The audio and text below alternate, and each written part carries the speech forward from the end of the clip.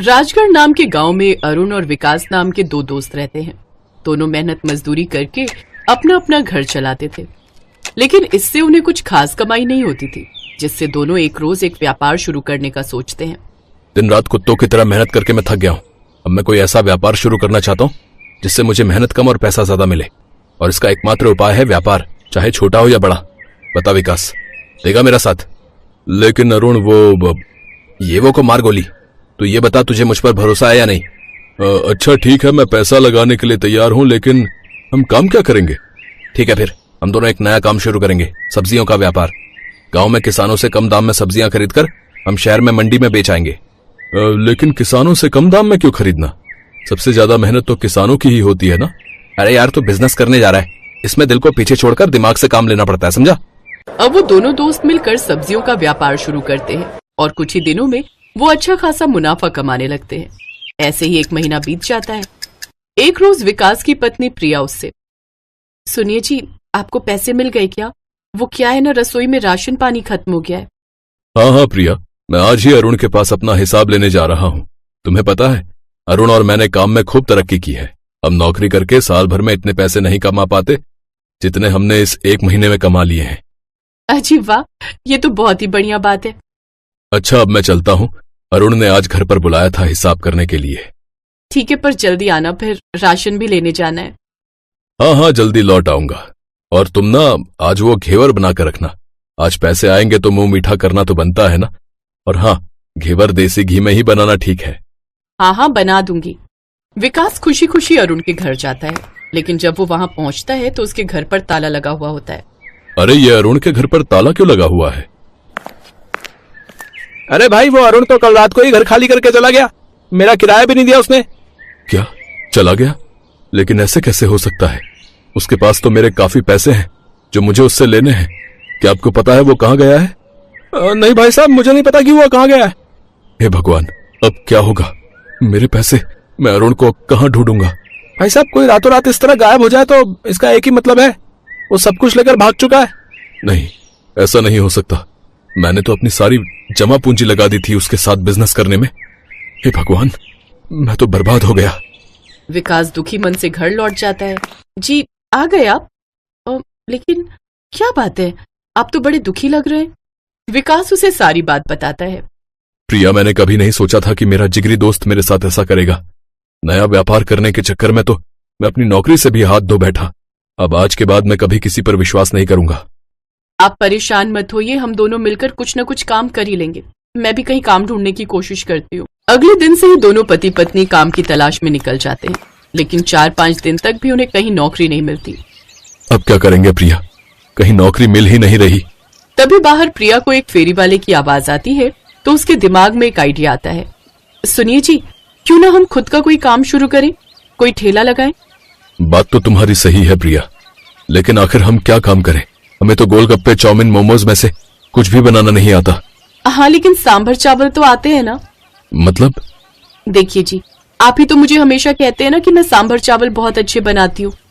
हाँ माँ, आपके हाथ के सांभर चावल तो हम सबको भी बहुत पसंद है।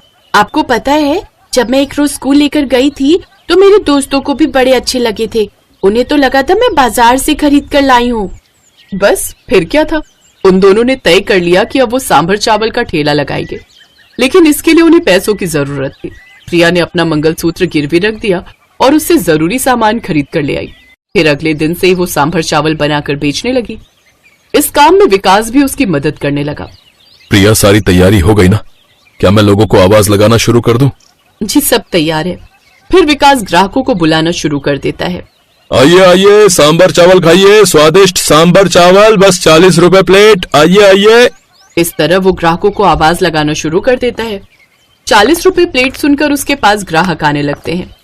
अरे वाह, सिर्फ 40 रुपए प्लेट, ये तो बहुत सही है। लगाओ तो भाई। जी, अभी लगाता हूँ। ये लीजिए आपके सांभर चावल। प्रिया के हाथ के बने सांभर चावल उसे बहुत पसंद आते हैं। इसी तरह अब लोगों की भीड़ उसके पास लगना शुरू हो जाती है और पहले ही दिन उनकी अच्छी कमाई होने लगती है। देखिए जी, कितनी अच्छी कमाई हुई है। हाँ प्रिया, मैंने नहीं सोचा था हम पहले ही दिन इतने पैसे कमा लेंगे। इस तरह वो दोनों अच्छी कमाई करने लगते हैं और कुछ ही दिनों में वो अपने घर के लिए नई नई चीजें जैसे टीवी, फ्रिज, कूलर ले लेते हैं। अब उन दोनों को ठेले से जरा भी फुर्सत नहीं मिलती। वो सारा दिन मेहनत करते और खूब पैसे कमाते। ये देख उनकी पड़ोसन सरला उनसे जलने लगती है। रोज रोज नया सामान आ रहा है इनके यहाँ, लगता है खूब कमाई कर रहे हैं, लेकिन इस तरह तो ये अमीर हो जाएंगे। नहीं नहीं नहीं, मैं ऐसा नहीं होने दूंगी। मैं इन दोनों को इतना खुश नहीं रहने दे सकती। इनकी खुशियों पर तो बहुत जल्द ग्रहण लगने वाला है और वो ग्रहण लगाऊंगी मैं। सरला अब उन दोनों पर नजर रखना शुरू कर देती है। फिर एक रोज जब वो दोनों घर पर नहीं होते तो उनके राशन यानी चावल और सांभर की दाल में कंकड़ मिला देती है। अब देखती हूँ कैसे इनके पास ग्राहक आते हैं। कल इनका ठेला लगाने का आखिरी दिन होगा। जब ग्राहक इनके सांभर चावल खाएंगे ना तो उनकी जान को बनाएगी। फिर देखती हूँ कैसे ये लोग इस गांव में रह पाते हैं।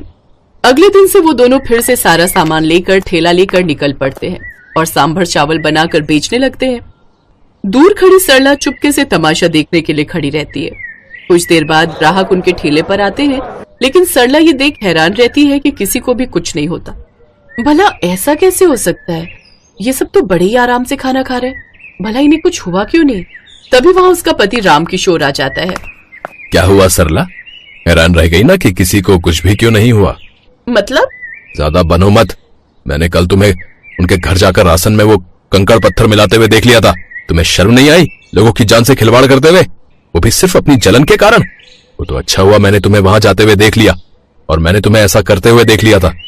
फिर मैंने जाकर विकास और प्रिया को सारी बात बताई और मैंने उन्हें नया राशन ला कर दिया। मुझे तो शर्म आती है तुझ जैसी औरत को अपनी पत्नी कहते हुए। तभी वहाँ विकास और प्रिया भी आ जाते हैं। तुझे इन दोनों के पेट पर लात मारते हुए शर्म नहीं आई है? अरे वो ठेला इन दोनों की रोजी रोटी है। भूलो मत, ये दोनों वही प्रिया भाभी और विकास भाई साहब हैं जिन्होंने हमारी एक बार नहीं बल्कि बार बार मदद की है। पड़ोसियों से बढ़कर हैं ये दोनों हमारे लिए। अपने पति की बात सुनकर सरला को अपनी गलती का एहसास होता है और उसे पछतावा महसूस होता है। मुझे माफ कर दीजिए जी, मुझसे बहुत बड़ी गलती हो गई जो मैंने ऐसी करने की गलती की। प्रिया, विकास भाई साहब, आप दोनों भी मुझे माफ कर दीजिए। मैं भूल गई थी, जब हमारी चिंकी को करंट लगा था तब प्रिया भाभी ने अपनी जान पर खेलकर उसे बचाया था, और जब हमारे घर पर खाने तक को नहीं था तो विकास भाई साहब ने अपनी मेहनत के पैसे हमें मदद के तौर पर दिए थे। कोई बात नहीं सरला बहन, इंसान के दिल में ये सब आ ही जाता है, लेकिन आखिर में आपको अपनी गलती का एहसास हुआ, यही हमारे लिए काफी है। वो दोनों सरला को माफ कर देते हैं और अपने ठेले पर मेहनत करने लग जाते हैं। कुछ ही समय में उनको अच्छा मुनाफा होने लगा और वो खुद का ढाबा खोल लेते हैं, जिससे उनकी कमाई और भी बढ़ गई। अब वो खुशी खुशी से अपना जीवन व्यतीत करने लगे।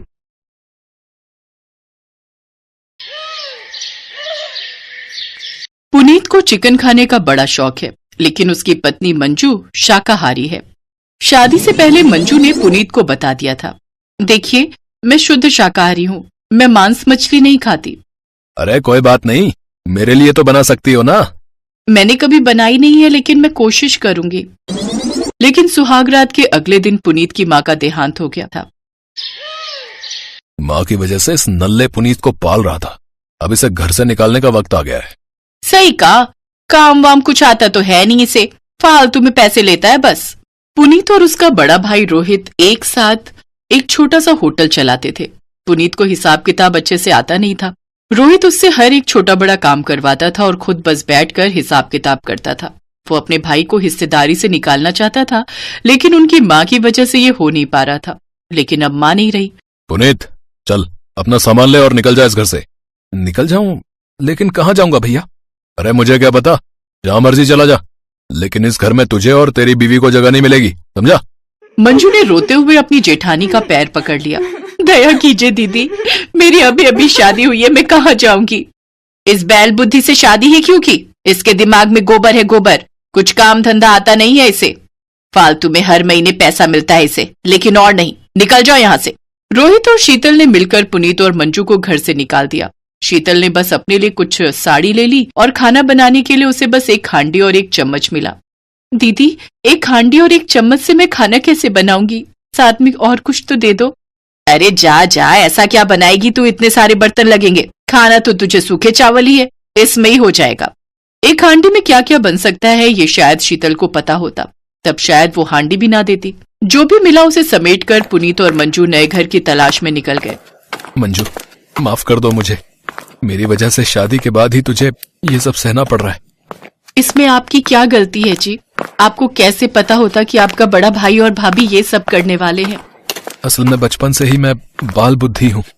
मैं पढ़ाई लिखाई में अच्छा नहीं था। भैया हमेशा मुझे डांटते थे। सिर्फ माँ मुझसे प्यार करती थी। माँ की वजह से ही सब कुछ सही चल रहा था। कोई बात नहीं जी, अब मैं आ गई हूँ ना, अब सब कुछ ठीक हो जाएगा। कैसे ठीक होगा मंजू? न मेरे पास पैसे हैं और ना ही घर। हम कहाँ रहेंगे? क्यों? फुटपाथ पर कितने सारे लोग रहते हैं, हम भी रहेंगे। और पैसा कहाँ से आएगा? अभी हम भीख मांगेंगे, बाद में देखा जाएगा। मंजू ने फुटपाथ पर लकड़ी और अपनी साड़ियों से एक तंबू जैसा बना लिया और उसी के अंदर दोनों रहने लगे। अगले दिन सुबह पति पत्नी भीख मांगने लगे। भगवान के नाम पे कुछ दे दो, भगवान तुम्हारा भला करेगा। हम बहुत गरीब हैं साहब, पैसे दे दो साहब। लेकिन दोनों जवान पति पत्नी को देखकर लोग बोलने लगे, ये देखो देखो इन्हें, इनको बस मुफ्त का खाना चाहिए। हाथ पैर सब कुछ ठीक ठाक चल रहा है। अरे भाई, कोई काम क्यों नहीं करता तू है? हमें काम कौन देगा साहब, आप देंगे?